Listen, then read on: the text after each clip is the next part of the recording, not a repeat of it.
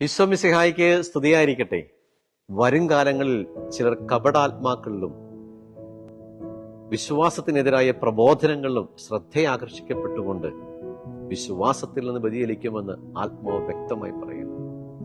മനസാക്ഷി കത്തിക്കരിഞ്ഞു പോയ ചില നുണയന്മാരുടെ ജീവിതമാണ് അതിന് കാരണം. തിമോത്തിയോസിന് എഴുതിയ 1-ാം ലേഖനം 4-ാം അധ്യായം 1-ാം വാക്യം.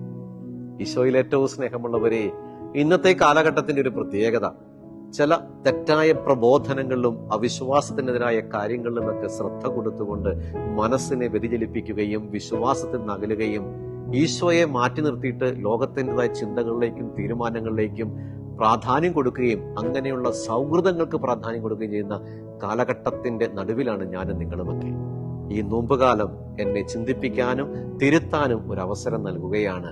ക്രിസ്തുവാകുന്ന പ്രബോധനത്തിൽ ഉറച്ചു നിന്നുകൊണ്ട് ശക്തമായിട്ട് ധീരമായിട്ട് പോരാടാൻ നമുക്ക് സാധിക്കണമെന്നാണ് വചനം നമ്മളോട് പറയുന്നത്. മനസാക്ഷി കത്തിക്കരിഞ്ഞുപോയ ചില നുണയന്മാരുടെ ജീവിതം പോലെ ആകരുത് എന്റെയും ജീവിതമെന്ന് പൗലോസ്ലീഹ വചനത്തിലൂടെ നമ്മളെ വ്യക്തമായിട്ട് ഉദ്ബോധിപ്പിക്കുകയാണ്.